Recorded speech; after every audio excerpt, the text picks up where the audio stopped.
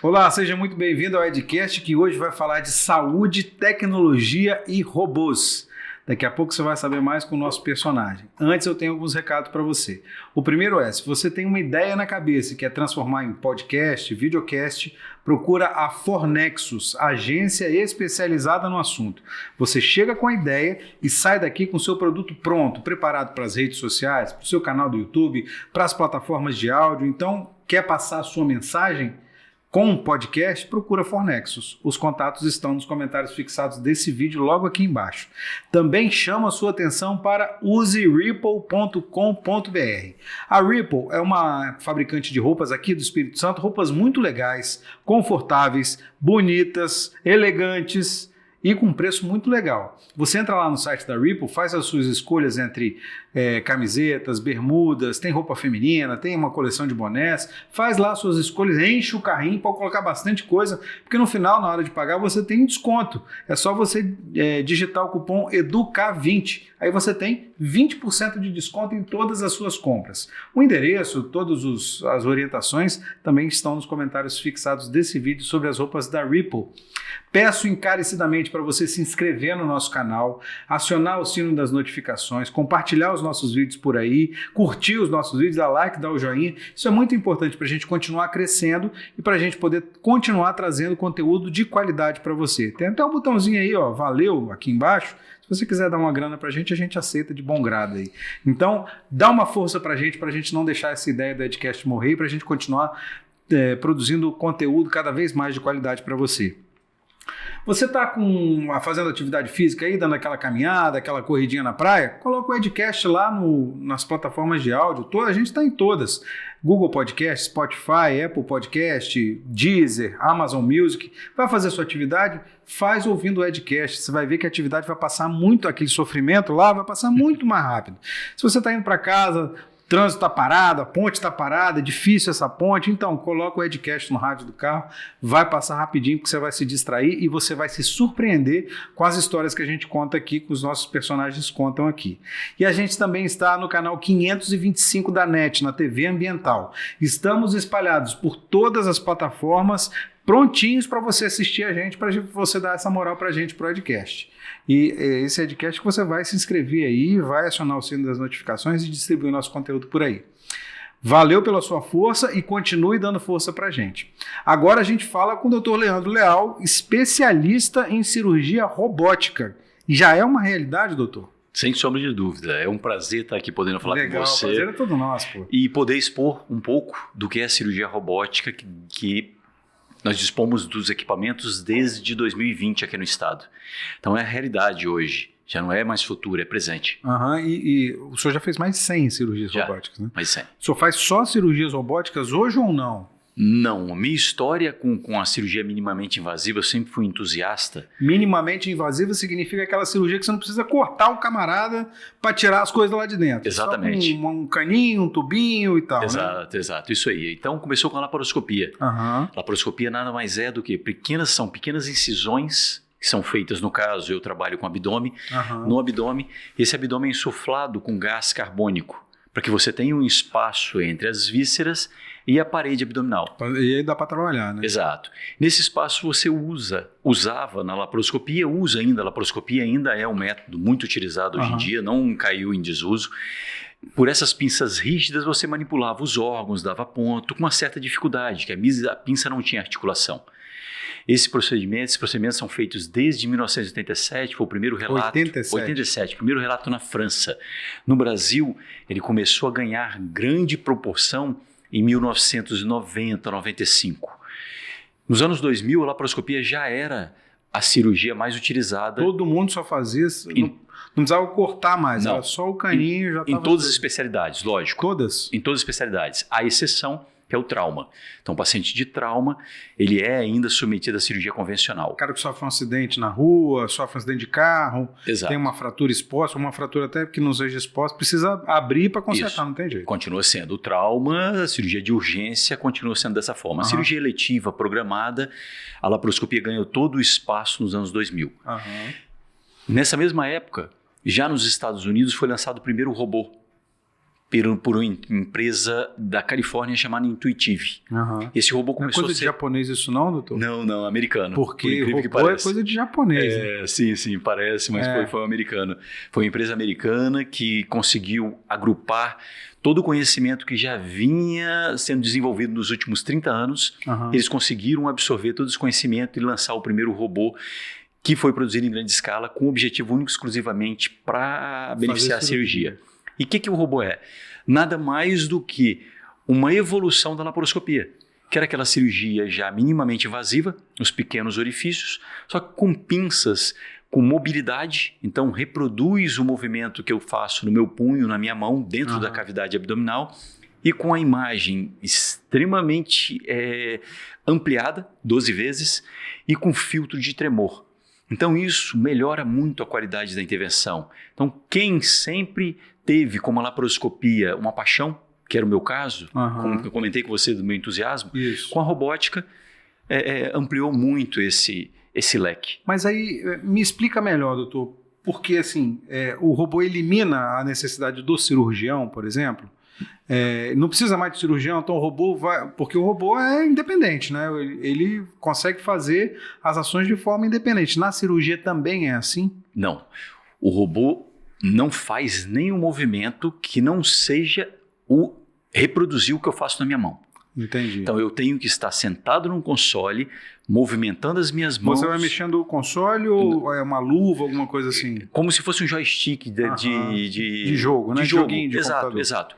As mãos são fincadas naquelas pinças do robô e por ali eu movimento. O robô não tem autonomia. Quem faz o procedimento sou eu. Se minhas mãos saírem dessas manoplas ou meu rosto se afastar do console, automaticamente os braços do robô param. Entendi. E você faz cirurgia mais de quê? Continua no abdômen? Essas cirurgias robóticas, mais de 100 que foram feitas, são cirurgias de quê exatamente? Então, eu sou urologista. Urologista, exatamente. Então, o carro-chefe, os pacientes que mais se beneficiaram desse tipo de cirurgias são submetidos à prostatectomia radical para câncer de próstata. Retirada da próstata. Isso não só no Brasil, isso no mundo. Então, a cirurgia urológica continua sendo a especialidade que mais se beneficiou do robô. Entendi. Tem alguma especificidade? É melhor para a cirurgia de próstata do que para outras cirurgias? Por algum motivo específico? Então, na cirurgia de próstata, os tecidos são muito finos, muito delicados. O nervo responsável pela ereção, ele tem a espessura de um fio de cabelo. Então, qualquer manipulação um pouquinho mais intempestiva, como se fazia com a laparoscopia... Você acaba com a alegria do cara, né? Infelizmente. E acontece muito com cirurgia de próstata, né? Sim. A cirurgia de próstata ainda tem esse estigma, mas com a robótica, com a qualidade da imagem, com a dissecção mais delicada... O robô salvou o homem. Sim, literalmente. Tem melhorado. O outro grande problema é a incontinência. Então, muitos pacientes que eram submetidos à cirurgia de câncer de próstata ficavam usando fralda. Isso socialmente é terrível, né? Extremamente desagradável. A gente imagina que seja. Então, com o robô, esse tipo de procedimento melhorou muito. O uso de fralda em pacientes hoje é praticamente zero. Por quê? Beleza, hein? Beleza, senhor. É porque a rua é aqui atrás, aí passa aqui e a gente fica ouvindo tudo. Mas por quê? Porque ele é mais preciso, é mais precisão, é uma precisão que a mão humana não consegue ter? É isso? Sim. Aí são os dois extremos. A tração dos tecidos para a exposição, ela por si só já pode lesar esse esfíncter, que é a musculatura responsável pela continência, e o paciente necessita de fralda. O robô, ele é extremamente forte. Cada braço do robô consegue levantar 30 quilos. Mas, volto a dizer, ele não tem autonomia. Quem movimenta sou eu. E é uma pinça só, né? É uma coisa fininha assim, né? O robô são 4 braços. Um braço onde entra a ótica, que reproduz as imagens, a câmera, que reproduz imagens, igual a gente está fazendo aqui. E 3 outros braços que me auxiliam na movimentação de todo o tecido, na confecção de pontos. E essa movimentação tem que ser muito delicada, mesmo com robô. Então, é esse aprendizado que a cirurgia robótica requer para que você tenha toda a qualidade que o equipamento tem para te oferecer. Entendi. Você consegue fazer uma operação, operar o robô aqui e operar em outro estado, por exemplo, outro país? O primeiro relato desse chama-se Lindbergh, em homenagem ao Charles Lindbergh, Ao aviador. que foi o primeiro aviador que em 1927 cruzou o Atlântico sozinho. Ele demorou de Nova York à França, a Paris, 34 horas. Isso aí. E aí foi a primeira cirurgia baseada no nome dele, que foi uma cirurgia de Nova York, realizada por um cirurgião de Nova York, em um paciente de Estrasburgo, na França. Foi uma cirurgia de vesícula, o paciente tinha pedras na vesícula, a cirurgia demorou 52 minutos e foi um sucesso. Mas ainda a gente depende de uma banda larga de qualidade muito boa. Não pode travar, né? Não. O negócio não pode travar no meio. Imagina ter um sangramento lá naquele momento e a banda larga travou. A equipe que está de retaguarda tem que intervir. Então, mas essas cirurgias acontecem naturalmente ou não? Não, houve esse caso e... Para mostrar que é possível, naturalmente, acredito, né? É evolução e evolução recente, talvez nos próximos 10 anos. Por que eu te digo isso? Hoje nós temos já, fechando dezembro de 2021, mais de 10 milhões de cirurgias realizadas pelo robô no mundo. E essa evolução está sendo muito rápida. No ano de 2021 foram 1.500.000 pacientes operados. E todos esses pacientes operados por esse equipamento, que é o Da Vinci, tem um software arquivando todos os movimentos. Ele vai aprender. Isso que eu ia te perguntar. Porque é o médico que faz os movimentos, né? Sim. É o médico que opera. Sim. Não tem jeito. Se ele tirar... Você falou, se ele tirou a mão, ele parou. O robô parou, né? Exato. Para que ele precisa aprender, então? Essa vai ser a evolução. Só que aí, como é que eu faço a cirurgia?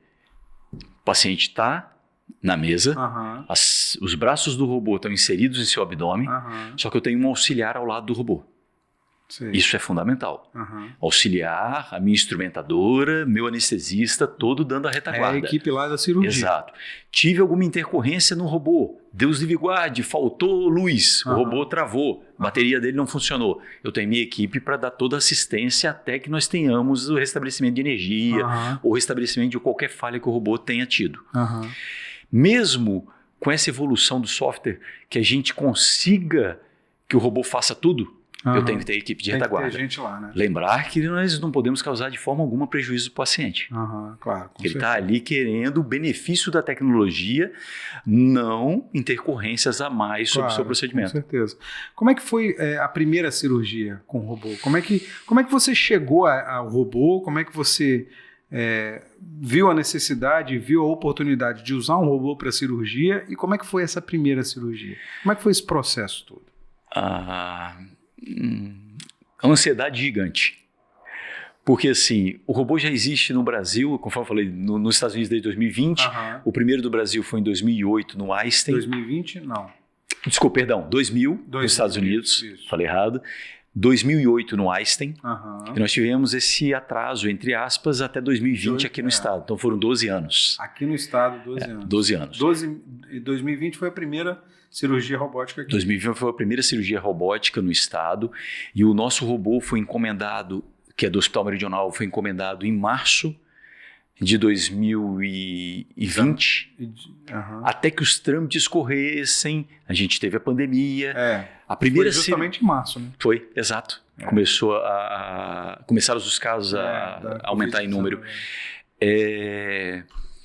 Em 30 de julho de 2020, foi realizada a primeira cirurgia no Hospital Meridional, que foi uma cirurgia bariátrica, para redução de estômago, para controle de peso. Foi uma bariátrica, a primeira cirurgia, pelo Dr. Gustavo Peixoto. Teve aqui com a gente. Sim. Falou que estava na equipe da cirurgia robótica. Que é o coordenador. Exatamente. E no dia 31 foi realizada a primeira cirurgia urológica, que foi as duas primeiras cirurgias urológicas foram pacientes com câncer de próstata. Essas cirurgias foram realizadas por profissionais fora do estado, porque a gente não detinha ainda toda a certificação. Eles vieram para cá? Eles vieram para realizar. Porque nós não podíamos ainda, até então, encostar no robô. Nós já tínhamos feito toda a parte básica, que era um treinamento com com simuladores, que você tem que fazer pelo menos 40 horas. É igual o brevet para tirar... Absolutamente igual, isso aí. Tem pelo menos 40 horas, que como houve a pandemia, essas 40 horas se transformaram em 120.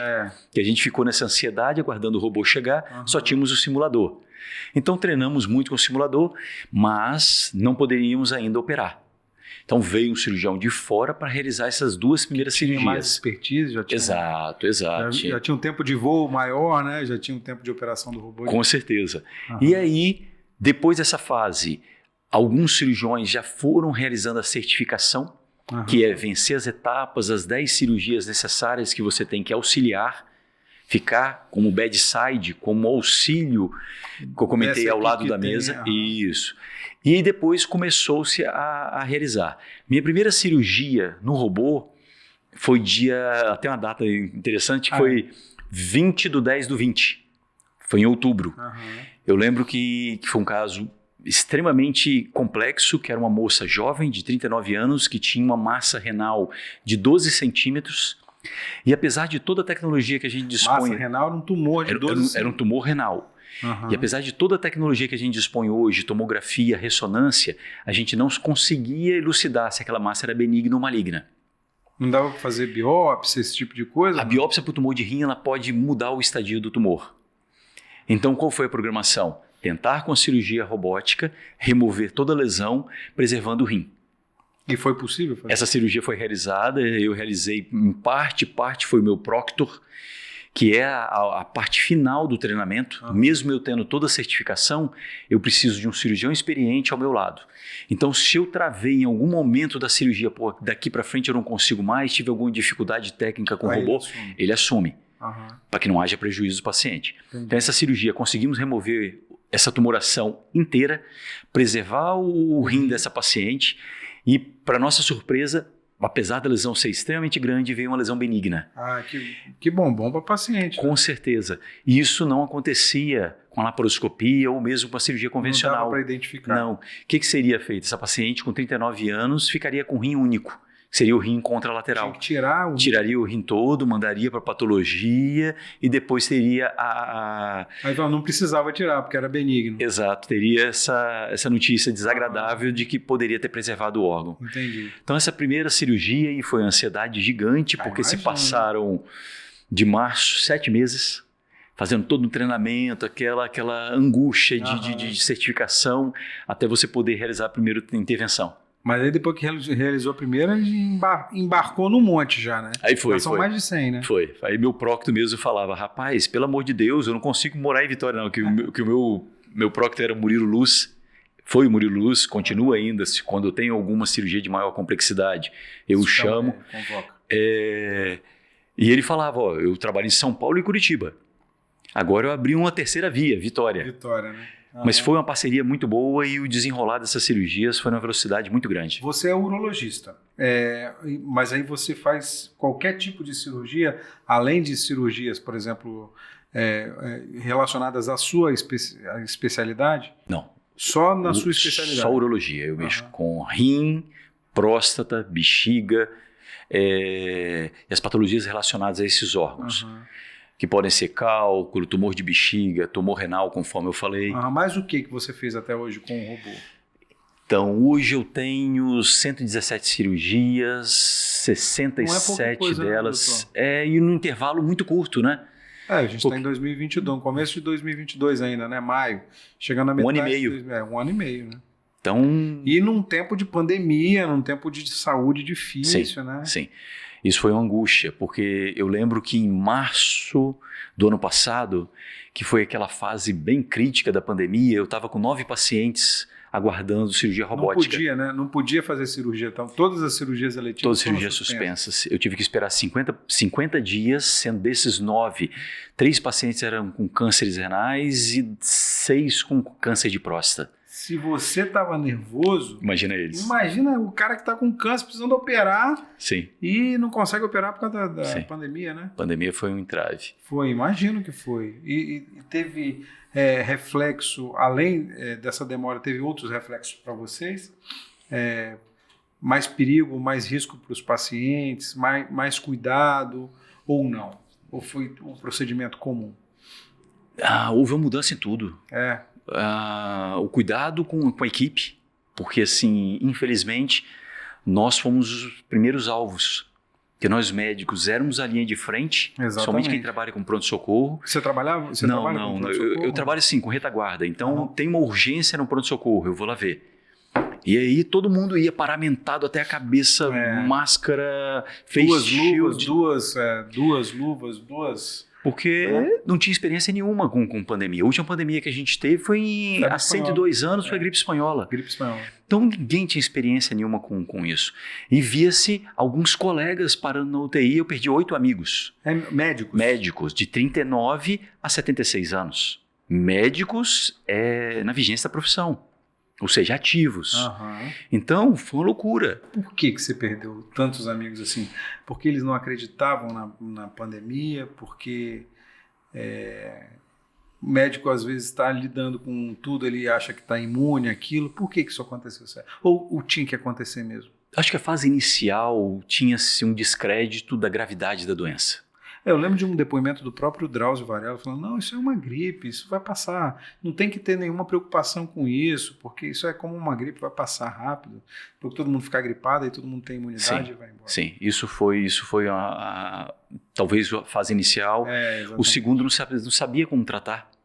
Não sabia que era uma vasculopatia. A doença não é O que significa isso? É uma inflamação dos vasos, principalmente do pulmão. Então é como se fosse uma esponja. O pulmão é uma esponja, só que é uma esponja sem água, é uma esponja de ar. Essa vasculopatia, esse inchaço que tinha nos vasos, extravasava a água para o pulmão, fazia um meio de cultura para que as bactérias se instalassem. E aí era o comprometimento de 70%, 90% do pulmão.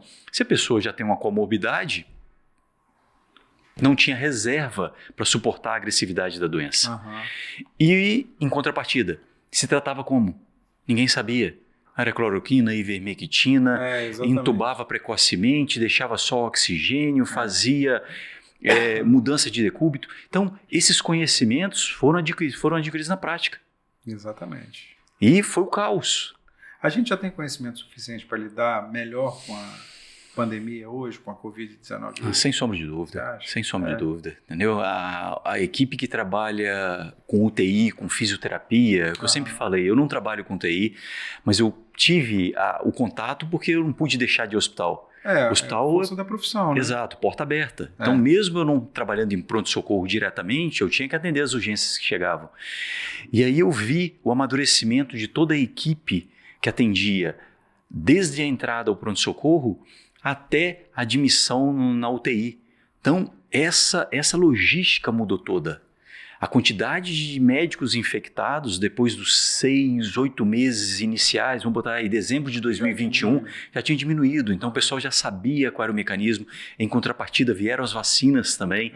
Então, minimizou-se a contaminação. Então, foi um caos, mas que hoje... Isso foi um caos. Exato. Mas que hoje dá para controlar um pouco mais esse caos, já dá para manobrar esse caos um pouco, né? Com certeza. E o aprendizado com a pandemia foi enorme. Exato. A gente está aprendendo ainda. Ainda, mas na medicina, hoje a gente já estabilizou. Lógico, tem muito trabalho por vir, a gente precisa de um período maior, inclusive para as vacinas, qual é a evolução daqui para frente. O que funciona melhor, o que não funciona. Mas a qualidade e o volume de conhecimento da pandemia hoje é infinitamente maior do que a gente dispunha. Mesmo porque 102 anos é muito tempo, né? É verdade. E você viu algum reflexo na sua área específica, na urologia, em próstata, em rins, alguma consequência da Covid-19 de quem teve? Eu estava conversando aqui, a gente estava conversando com uma neurocientista aqui agora há pouco. E ela falou assim, não, a gente mostra que a depressão, por exemplo, aumentou na pandemia. Aí eu perguntei até para ela, não é uma coisa a percepção aumentou, porque as pessoas não falavam sobre isso antes, e aí com esse confinamento as pessoas acabaram falando mais sobre isso, não sei o que e tal. Falou, não, aumentou, estudos mostram que aumentaram os casos de depressão mesmo por causa da pandemia. Tem informação... Você já tem informação da sua área de alguns acometimentos de rins, de próstata, de sistema de bexiga, esse tipo de coisa, por causa da Covid-19. A gente vê muita coisa no coração, gente reclamando de problemas de coração e tal. Não, tem lido sim sobre o coração, mas o que eu mais vejo, na urologia não existe um órgão-alvo que o Covid falou assim, não, esse foi o foco. Tem gente que fala que de casos de impotência depois da Covid-19. Né? Era o que eu ia continuar agora, exatamente. Mas aí a impotência, o que eu tenho visto muito no consultório, é relacionado ao estresse. Então é alteração psiquiátrica, que todo esse confinamento, esse estresse, né? Tudo isso esse causou, né? medo da morte, porque chegou muito próximo, se for contar, nós tivemos 600 mil mortes no Brasil.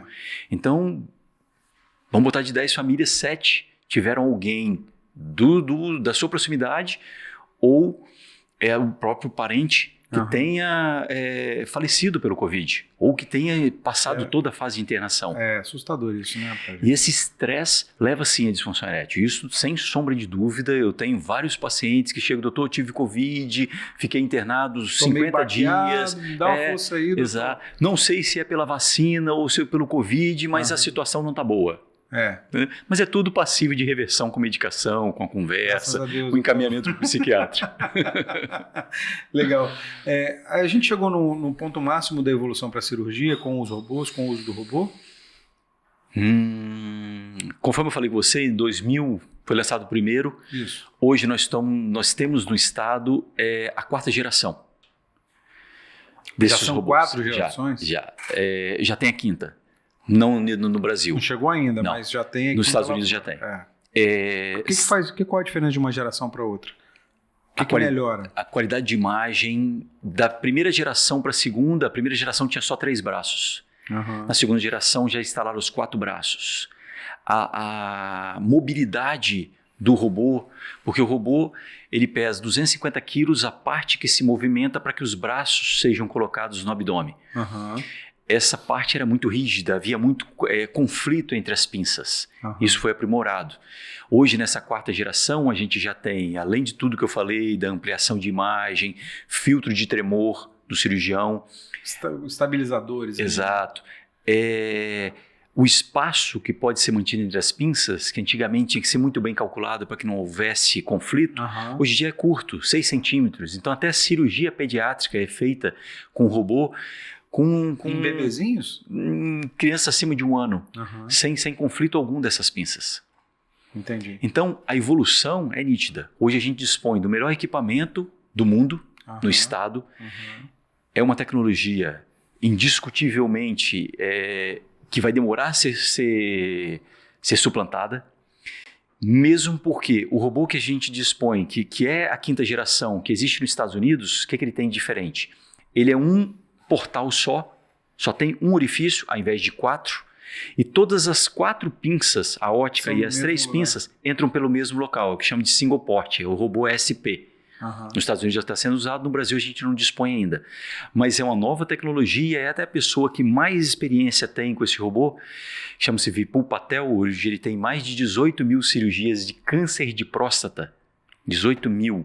É um indiano? É um indiano, exato. Ele falou que ele teve que reaprender, porque as pinças entram num ângulo e tem que fazer uma curvatura para você conseguir manuseá-las lá dentro. Então é um outro aprendizado. Ele sai feliz? O cara que faz a cirurgia do câncer de próstata sai feliz, com todas as funções lá, beleza, funcionando, tranquilo? Eu estou levantando todos os meus dados e isso precisa de protocolos específicos que são da sociedade americana, sociedade europeia. Porque você avaliar continência e ereção é uma situação extremamente complexa. Então isso tem todo um protocolo que tem que ser analisado. O trabalho mais confiável até hoje, que é o que a gente chama de multicêntrico, uma meta-análise, ele mostrou que depois de 1 ano, a cirurgia, isso há 5 anos, a cirurgia aberta, a laparoscópica e a robótica tinham o mesmo desfecho, que a qualidade depois de 1 ano era a mesma. O que a gente tem visto com os pacientes, 116, se for pensar, é um volume alto, nada comparado aos 18 mil só de prostaté do indiano. Então, mas pelo fato de eu ter um volume pequeno, eu consigo ter o feedback de todos esses pacientes. É isso que eu ia falar, é isso que eu ia te falar. O que vale muito mais do que o estudo é o sorriso na cara do paciente lá quando ele vai voltar, né? E eu sei exatamente como está a atividade, como está a continência de todos os meus pacientes. Tá todo mundo beleza? Tá todo mundo feliz? Eu tenho pacientes que demoraram um pouco mais a recuperar a continência, porque principalmente pacientes já tinham alguma abordagem prévia de próstata. O paciente já tinha feito alguma ressecção de próstata Já tinha passado por alguma coisa antes, né? Esses pacientes demoram um pouco mais a recuperar a continência. Mas desses pacientes todos estão com continência plena. O que é continência plena? É aquele paciente que usa até um forro. O que é um forro? Um protetor por dia. Que ele pode molhar aquele protetor. Mas é um protetor que ele coloca na... É um protetorzinho, é como se fosse um mods de tamanho maior, que se der um espirro, uma tosse forte, ele pode perder.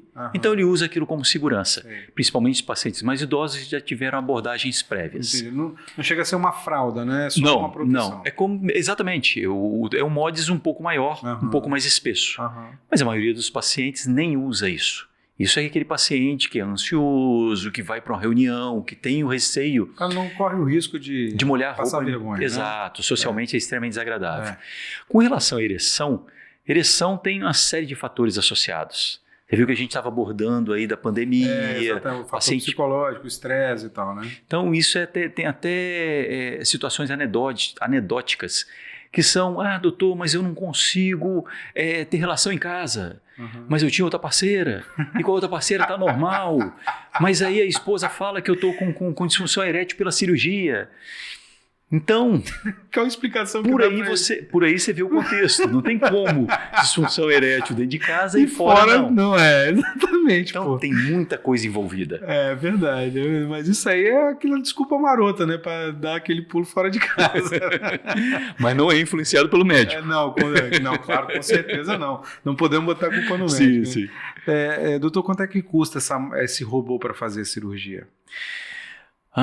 O custo hoje do robô, ele varia de estado para estado. Hoje, eu faço 100% das minhas cirurgias dentro do Hospital Meridional. O custo no Hospital Meridional hoje, de um modo geral... Meridional em Cariacica. Meridional Cariacica. A rede Meridional é ampla, tem 5 hospitais aqui na Grande Vitória e um em São Mateus. Mas o único que dispõe do robô é o de Cariacica. Hoje o custo é R$20 mil. O que se conseguiu? Para fazer uma cirurgia. Para fazer uma cirurgia tendo o plano de saúde. Com o plano de saúde. É o plano que paga isso, então? Não. A pessoa paga... A pessoa paga esse... Se tiver um plano, paga R$20 mil. Paga R$20 mil a mais, que é o diferencial para a realização da robótica. Entendi. Por que Sem disso? plano... Sem plano, uma cirurgia dessa custa em torno de R$50 a R$60 mil. Entendi. Para câncer de próstata, câncer de rim. Cirurgias mais complexas, no caso bexiga, onde tem que remover a bexiga, reconstruir a bexiga, que são pacientes geralmente mais debilitados, tabagistas crônicos, com outras comorbidades, que vão ficar mais tempo internado, esse custo aumenta. Entendeu? E essa máquina custa quanto? R$25 mil. Desculpa, perdão, R$25 milhões. 25 milhões é um investimento bom, né? Sim. E como é que é o ritmo? Ela é usada muitas vezes? Todo dia tem cirurgia? Tem mais de uma cirurgia por dia? Como é que é isso? São várias especialidades que usam o robô. No nosso serviço, por ordem, urologia, cirurgia geral, ginecologia. A cirurgia de tórax está começando o treinamento agora e a cabeça e pescoço deve começar nos próximos 6 meses. De um modo geral, todos os dias há 2 procedimentos. Um pela manhã e um à tarde. Então o ritmo é intenso. Sim, lá, né? Sim. Mas final de semana, domingo não se opera, porque tem toda a logística da equipe. Não tem cirurgia de emergência, não tem? Não. Robótica é 100% eletiva. Então é aquele paciente com a cirurgia dele agendada, que ele vai chegar, já vai direto para o robô, realizar o procedimento e ir para a UTI. E o SUS cobre alguma coisa dessa cirurgia com o robô? Não. Infelizmente tem algum não. movimento para que nós temos 85 robôs distribuídos no Brasil. 8 deles estão em SUS, em centros que fazem cirurgia pelo SUS. Mas a maioria deles relacionada à pesquisa. Entendi. Então, aquela verba direcionada para pesquisa, faz-se um grupo de pacientes que são beneficiados Mas aí é a troca, né? Mas Exato. aí tem a pesquisa que usa o caso dos pacientes para Exato. fazer a pesquisa, né? Exato. Tem algum movimento para ter essa cirurgia pelo SUS? Acho que o movimento inicial, sim, SUS e as operadoras de saúde. Entendi. Mas isso vai demandar tempo. Nós perdemos, voltando a falar da pandemia, nós tivemos 2 anos perdidos aí de negociação com a Associação Nacional de Saúde. Isso vai ainda demorar. Esse ano é um outro ano que nós temos eleição. Exatamente, é um ano de política. Então eu vou te dizer aí que nos próximos 2, 3 anos talvez não tenhamos ainda uma notícia que a gente esperava. Mas você acha que isso pode mudar o jogo para o SUS, para o serviço público, no sentido de mais agilidade, mais rapidez para cirurgia e para recuperação de pacientes? Você consegue fazer mais cirurgias no mesmo período de tempo? Você acha que dá para melhorar a saúde da população de uma forma geral com cirurgia robótica? Com certeza, mas a conta é um pouco mais complexa do que isso. Uhum. Por isso que eu te comentei com você que eu estou fazendo levantamento dos meus pacientes, e grande parte desse levantamento é exatamente o que era o gasto antes com a laparoscopia e o que é o gasto hoje com a robótica, sem contar os insumos do robô. Vou te dar um exemplo de câncer de próstata. O paciente era operado câncer de próstata por laparoscopia, utilizava em média 4, 5 mil reais a mais de pinças que eram usadas na laparoscopia descartáveis, terminou, as pinças eram inutilizadas, e esse paciente ficava em média 3 dias em UTI. Então é o gasto da UTI que é alto também. Né? A maioria, eu nunca consegui dar alta um paciente com menos de 3 dias de uma cirurgia de câncer de próstata por via laparoscópica. Então aí, essa conta que eu preciso fazer, que eu não tenho ainda esses dados para te passar. Entendi. O quanto de custo que era esse paciente para a operadora de saúde, eu não trabalho com SUS, então estou falando de operadora de saúde, e o quanto reduziu, porque 96% dos meus pacientes têm alta no primeiro dia. Então eu operei hoje. 96%? 96%. Então a maioria é quase absoluta. Exato. Amanhã o paciente está indo embora. Então, o custo para a operadora de saúde de diária é de muito menor, né? É muito menor. É isso que eu preciso, fazer esse levantamento, ver estatística, levantar todos os dados do hospital para sentar com os operadores e falar, o que a gente consegue em função disso. Mas isso é um movimento que não depende só de mim. Eu sou pequeno, eu tenho 116 casos. O pessoal de São Paulo tem 3.000, 3.500.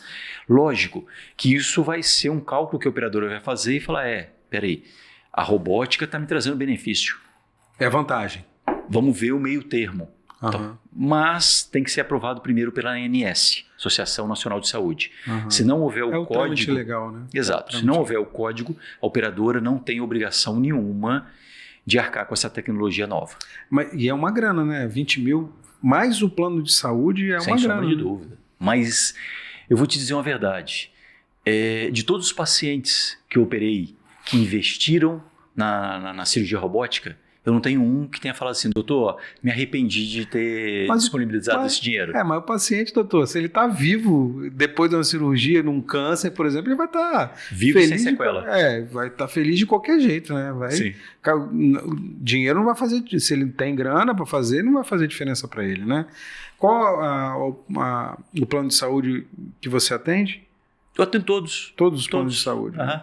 Direcionam lá para cirurgia e aí você... atende. Quanto que na preparação da cirurgia até a cirurgia demora muito tempo? Como é que é isso? Exames, consultas, indicação para fazer a cirurgia robótica, a cirurgia robótica. Demora muito isso para definir?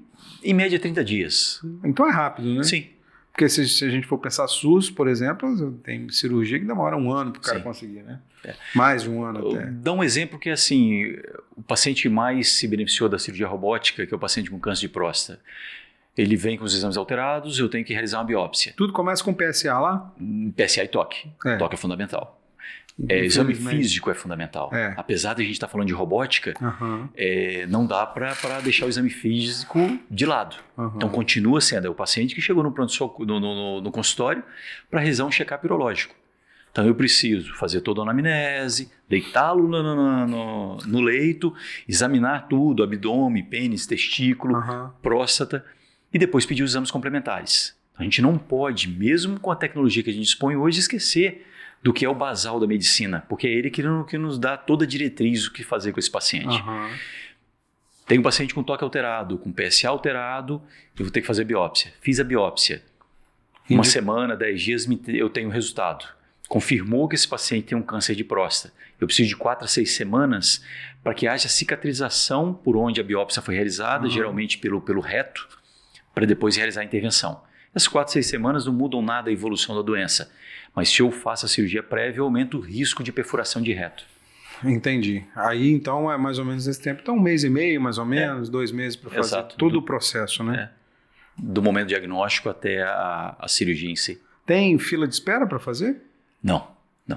É porque você já fez 117, né? Isso. E aí você deve continuar nesse mesmo ritmo que você tem lá de trás ou você acha que vai aumentar o ritmo agora? Eu acho que vai aumentar. Vai aumentar porque a gente agora está sem a pandemia. O trâmite com a pandemia era bem pior. Exatamente. E os pacientes estão tendo mais contato com informação. Então, sabe... O cara chega pedindo, eu quero a cirurgia robótica. Sim, isso tem acontecido. Ele já chega pedindo lá? Já. Falou, doutor, eu tenho muito da divulgação é do boca a boca. Doutor, o senhor operou um amigo meu e ele falou que está super bem, todas as funções estão ok, e eu vim aqui para o senhor fazer a mesma cirurgia minha. Qual foi a cirurgia mais difícil que você fez com o robô lá? Câncer de bexiga. Câncer de bexiga é sempre um desafio, sem sombra de dúvida. Eu tenho 2 casos só, desses 117, mas são pacientes extremamente complexos, muito idosos, que fumaram por um período muito longo, tem muita comorbidade e geralmente o tumor já soltou algumas metástases. Então esse paciente precisa fazer a cirurgia robótica, esse outro benefício da robótica, que a recuperação do paciente é infinitamente mais rápida, ele já pode começar o tratamento, que a gente chama de tratamento adjuvante, com a rádio ou com a quimioterapia, no intervalo mais curto de tempo. Então o benefício, a sobrevida dele, com certeza aumenta porque ele já antecipou o tratamento. Sem sombra de dúvida, foram os pacientes mais graves que eu tive, foram de câncer de bexiga. É doloroso isso, doutor? A cirurgia robótica, ela é dolorosa? É menos dolorosa do que uma laparoscopia comum, por exemplo? Ou não tem nada a ver, ou não... Com certeza é menos dolorosa. Por quê? Porque junto com todo o equipamento da robótica vieram as inovações dos equipamentos de anestesia tal, né? E de todo o preparo da equipe que lida com o paciente. Então, hoje eu tenho uma técnica de enfermagem que fez todo um treinamento para estar na sala. Específico para lidar com o robô. Eu tenho os anestesistas que também só fizeram isso e que aprimoraram toda uma técnica específica para que esse paciente tenha o mínimo de dor. Não adianta eu fornecer uma tecnologia de ponta e o paciente terminar a cirurgia e falar, doutor, eu estou morrendo de dor aqui, minha bexiga está doendo, eu tiro essa sonda. Então isso mudou muito. Então, além da robótica, a qualidade de todo o equipamento que me cerca, tanto profissional quanto equipamento de ponta, de anestesia, da robótica, mudou completamente. Eu tenho alta, conforme eu falei, 96% dos pacientes têm alta no primeiro pós-operatório, sem dor. Quantidade de analgésico que eles usam muito menor. Ínfima. Então, alguns me ligam e falam, doutor, eu posso fazer alguma atividade física? Eu falo, não, você está com sonda, qual é o risco da sonda tracionar? Exagera também, né? Exato, calma aí, né? Mas não há limiar de comparação entre o que eu fazia com a laparoscopia, apesar de ser minimamente invasivo, com o que eu faço com a robótica hoje. E a tendência com o tempo é esse custo baratear? Você acha que vai baratear esse custo com o tempo, vai ficar mais acessível? Porque a gente está falando de R$20 mil a mais por cirurgia, a mais, fora o plano de saúde. Fora o plano que a pessoa já tem que pagar todo mês. E normalmente a pessoa que faz já tem uma idade avançada, e com uma idade avançada o plano já é naturalmente bem mais caro, né? O plano já vai aumentando aí, sei lá, um plano básico vai passar de R$1.500, R$2.000 por mês, que não é pouca coisa, sim, né? Com certeza. Nós tivemos um problema que foi a elevação absurda do dólar. Que é tudo importado, tudo vem de fora. Eu lembro que, se nós for fazer uma retrospectiva, dezembro de 2019 nós tínhamos a bolsa a 130 mil pontos e o dólar estava a 4,90. Hoje baixou. Baixou, mas a gente está com dólar 5,10, 5,5, variando aí. Né? Mas chegamos a 6,50, 6,20. Chegamos. E os insumos são comprados em lotes. Então eu não consigo hoje, eu vou fazer uma cirurgia amanhã, eu compro do meu fornecedor dos Estados Unidos um kit. E vai chegar para amanhã. Exato. Você já tem que ter lá, né? Então compra 500 kits esses 500 kits em dólar, e a maioria foi comprado no dólar a esse montante. Exatamente.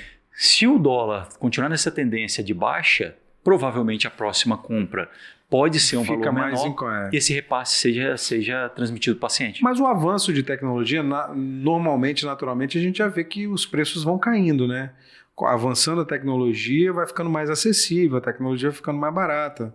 A tendência é essa, né? Sim, nós já temos outro robô já autorizado pela Anvisa, chama-se Versius, para entrar em mercado. Isso é bom. A forma melhor de redução de custo é o livre mercado, é concorrência. Então a tendência é essa. Você estava falando você fez alguma cirurgia de vesícula com o robô já? Ou não? É o cirurgião geral quem faz, mas houve uma cirurgia que eu fiz que era uma senhora que tinha um tumor de rim à direita, e a vesícula embaixo do fígado à direita.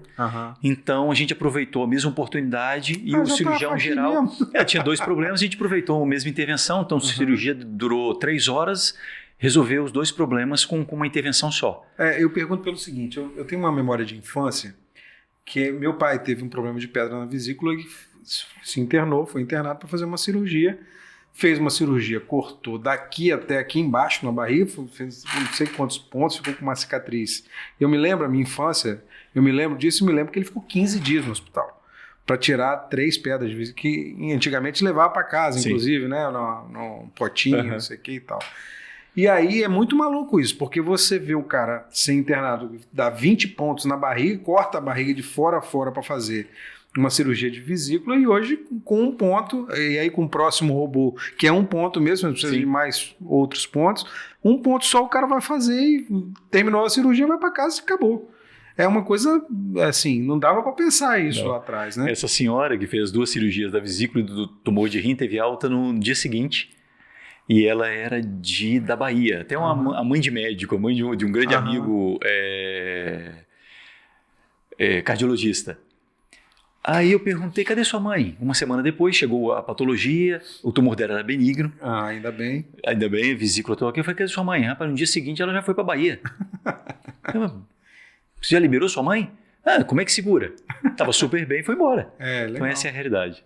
E teve algum caso que você pegou, porque você citou 2 casos de tumores benignos, né? Sim. Você pegou tumores malignos também? A maioria. A maioria é maligna? Todos de pacientes submetidos à remoção completa de próstata são todos malignos. 8 de cada 10 tumores de rim são malignos. É mesmo? Então a maioria, eu operei 27 desse grupo, 27 pacientes de tumores de rim. Então foram 7 benignos e os outros 20 todos malignos. Mas estão todos acompanhados, sim, são todos acompanhados esse 1 ano e meio, a maioria tem aí entre 1 ano e 2 meses, todos eles com a manutenção do rim e sem sinal nenhum de recidiva.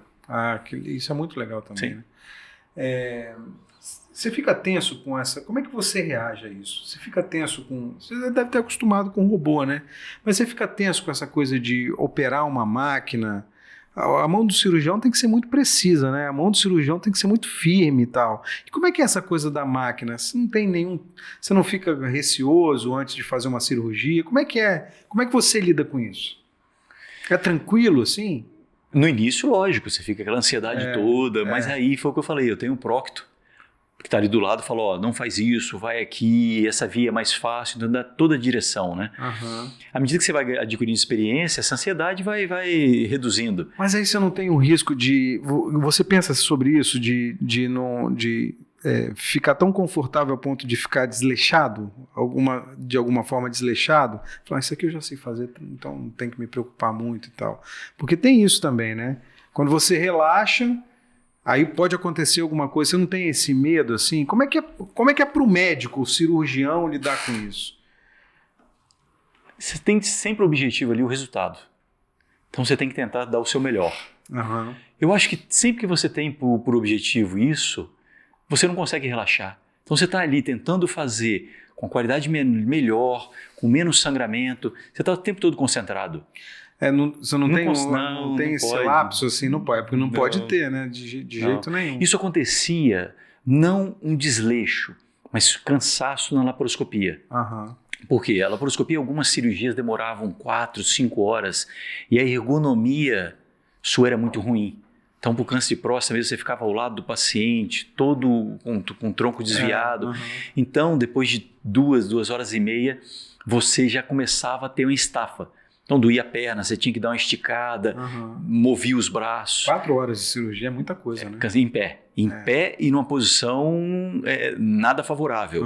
Desconfortável. Então, exato, bem desconfortável. Tanto você quanto o seu auxiliar. Então, auxiliar, tanto que eu tenho até a brincadeira hoje. Quando chega alguém para operar laparoscopia, por um acaso, semana passada eu fiz 4. Laparoscopias. Você ainda opera laparoscopia normal? Não foi o que eu falei. A laparoscopia continua sendo a cirurgia que era realizada há 20 anos.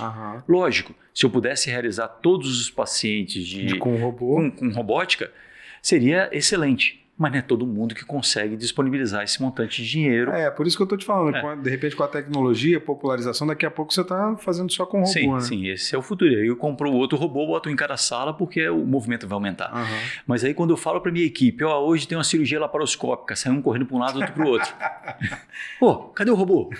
Então essa é a brincadeira porque hoje. E o robô é menos tempo, né? Menos tempo e mesmo pro bedside, que é a pessoa que fica ao lado do paciente lá, passando uma pinça, aspirando, que eu comentei com você que ainda fica, 2 horas, 2 horas e meia numa cirurgia. É diferente de 4 horas. Com certeza, mais, né? Com certeza. E a ergonomia é melhor. Ele consegue trabalhar com uma mão só, ele troca um braço, troca outro, porque toda a movimentação de câmera é feita por mim. Na laparoscopia, quem faz a movimentação de câmera é uma outra pessoa. Então, você imagina, você ficar estático ali por 2 horas. E o cara tem que ficar mesmo. Exato. Aí, porque eu tô fazendo não. Treme não. Exatamente. Como é que tá a sua programação para frente? Você pretende ocupar mais o seu dia fazendo mais cirurgias, marcar mais cirurgias por dia? Como é que é a programação agora, a partir de agora? Qual a expectativa a partir de agora? Eu acho que mais de 2 cirurgias por dia é desgastante. Não dá para fazer. Não é factível. Há colegas em São Paulo que fazem 5 num dia. Num dia só? Num dia. Dessa mesma área de urologia? Não, robótica de urologia, sim. Eu acho que eu não tenho esse movimento todo. Então, eu marco uma robótica de manhã, uma robótica à tarde, sem estresse, sem correria, porque volto a falar... tem que ser, né? Tem que ser. O médico tem que estar tranquilo ali para fazer. Exato. E pensando no resultado. Acho que além disso, não vai ser benéfico, nem para mim, nem para o paciente. Você acha que vai chegar um momento em que o robô vai fazer a cirurgia sozinho? Ou vai poder fazer sozinho? Teoricamente, isso é uma evolução. Mas eu tenho que ter equipe de cirurgião em sala. Isso é uma coisa interessante, porque a nova geração hoje não sabe fazer cirurgia aberta. Então, se houver um... Nunca teve que fazer, né? Nunca. Eu lembro de um congresso em 2006 que tinha um palestrante que era alemão. E ele era único e exclusivamente cirurgião robótico. E ele falava para todo mundo na plenária que qualquer intercorrência que houvesse tinha que ter a equipe de retaguarda que sabia fazer a intervenção aberta, porque ele não sabia. Ele só sabia manusear o robô. Entendi. E isso vai ser já é um problema hoje, porque o cirurgião formado hoje em grandes centros, ele tem todo o direcionamento para a cirurgia minimamente invasiva. É a laparoscopia, é a robótica. A experiência dele com cirurgia convencional, que infelizmente ou felizmente algumas situações exigem, é bem pequena. E a gente estava falando aqui antes da questão do protocolo e da experiência de guerra, não é isso? Tá. Sim. Foi da origem do robô, né? Como é que os robôs surgiram? Foi durante foram as guerras do Vietnã, porque existe uma coisa chamada... Década de 60 e 70, é isso? Foi. 70, exato. Onde descobriu-se sobre a Golden Hour, que é aquela primeira hora do atendimento ao politrauma, que você consegue... O cara tá baleado, estrupiado, exato, sangrando. Que se você não fizer uma intervenção no intervalo muito curto de tempo, esse paciente morre. Então, os robôs começaram aí. Para quê? Para que não houvesse deslocamento do politrauma, do paciente politraumatizado, no caso soldado, até um grande centro, porque ele não conseguia suportar esse transporte. E que a cirurgia fosse feita nas bases próximas onde estava havendo o conflito. E aí começou-se a ideia do robô. E isso foi bem... A ideia, né? E aí com a evolução da tecnologia e tal. E da Lua, 69, todo esse aparato de guerra estelar, Rússia, Estados Unidos, aí começou-se. Você vê que hoje toda a movimentação que se faz, que as estações fazem, são com robô. Isso exatamente. Foi toda a base para que o robô fosse usado na medicina. E todo mundo fala assim, para que vai investir em pesquisa espacial, não é melhor acabar com a fome, não sei o que e tal. É por isso, né? A pesquisa espacial traz esse tipo de tecnologia para a gente. Né? É igual o exoesqueleto para os traumatizados hack medular. Traduz isso aí, doutor. Aquelas pessoas que receberam um tiro em coluna e que são paraplégicos ou tetraplégicos. Hoje em dia já tem alguns robôs que fazem as pessoas voltarem a andar. É uma estrutura que coloca por fora do corpo, né? Exato. É um exoesqueleto que ele tem toda uma mobilidade. Lógico, ainda é o Robocop antigo, daquele filme de 2000, mas que já adquire uma mobilidade. Que já é bem diferente. Para quem não anda, isso aí é uma maravilha, né? Mas o Japão tem muito desses robôs. Tem um robô industrial, aquele Asimo, né? Eu acho que é Asimo o nome, que é vendido no Japão, normalmente vendido no Japão. E a grata surpresa é que, por incrível que pareça, robô sempre foi vinculado ao Japão, você até comentou isso. No começo eu falei. E que a robótica começou nos Estados Unidos com essa empresa, mas agora a Coreia do Sul, que é muito avançado, que avançou muito nos últimos anos. E o Japão lançaram 2 robôs, que são assim, praticamente o plágio do que é o XI, que é o nome do robô hoje que a gente usa, com uma qualidade muito boa. Não conheço, nos Estados Unidos ainda não foi liberado, mas... É aquele negócio da concorrência, a tendência é aumentar, né? A tendência é aumentar a qualidade, aumentar a oferta no mercado, né? E aí vocês vão escolher o que for melhor, se adaptar melhor para cada realidade, o que for mais barato. Lógico. Vai baratear também, para cair esses 20 mil, porque 20 mil é uma grana também, né? Sem sombra de dúvida. E aí a pessoa que está no SUS para fazer uma cirurgia dessa faz por videolaparoscopia? A maioria do SUS ainda é feita convencional, é feita aberta. Aberta ainda? Nem videolaparoscopia tem que abrir o cara lá, tem que cortar e abrir. Alguns centros já fazem videolaparoscopia, mas a maioria ainda é convencional. A distância é muito grande, né? Fazer um cálculo, né? 2000 Estados Unidos, 2008 São Paulo, 2020 Espírito Santo. Por aí a gente já tem uma noção. 20 anos desde que a tecnologia apareceu. Sim. É muita coisa. Como é que faz para diminuir esse tempo, doutor? É o quê? Política de saúde? É o quê? É investimento? É um fundo específico para a saúde? Como é que faz para diminuir isso? Eu sei que tem essa expressão, vocês não gostam, mas é uma excelente pergunta que eu, infelizmente, não tenho como responder. Eu acho que a resposta não é única, ela é múltipla. Política está envolvido, reduzir custo, utilizar melhor a máquina do SUS, plano de carreira. Eu nunca trabalhei com SUS, eu fiz minha especialização toda em Hospital do SUS, Santa Casa de São Paulo e Brigadeiro, tudo em São Paulo. Mas desde Você não é daqui do Espírito Santo? Fiz UFES, fiz Federal do Espírito Santo, depois fui para São Paulo fazer especialização. Mas desde que voltei não trabalhei com SUS. Exatamente por isso, porque a medicina que eu faço no meu serviço privado, eu não consigo fazer no SUS. E isso sempre me angustiou muito. E isso vai além de faturamento, né? Isso vai além de quanto eu quero ganhar com a minha profissão. Isso vai da coisa de executar o serviço da melhor forma possível. Exato. Né? Como é que eu vou... hoje, vamos botar um exemplo. Eu tenho pacientes hoje que chegam e falam, doutor, eu não disponho desse dinheiro. A última cirurgia que eu fiz de câncer de próstata por laparoscopia foi em setembro do ano passado. Uhum. Então eu já não tenho mais a habilidade que eu tinha quando eu fazia 2, 3, 4 por mês. Uhum.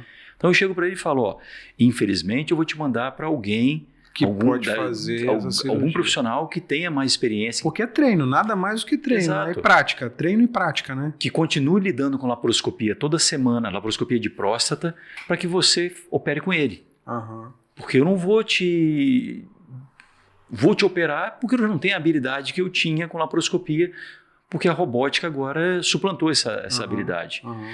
Então isso é muito complexo. Eu falei, como é que hoje eu vou fazer uma robótica e vou chegar num paciente do SUS e falar, não, sua cirurgia vai ser convencional, vai ser aberta. Ah, mas doutor, eu vou ter os mesmos benefícios daquele paciente que fez a robótica. E aí?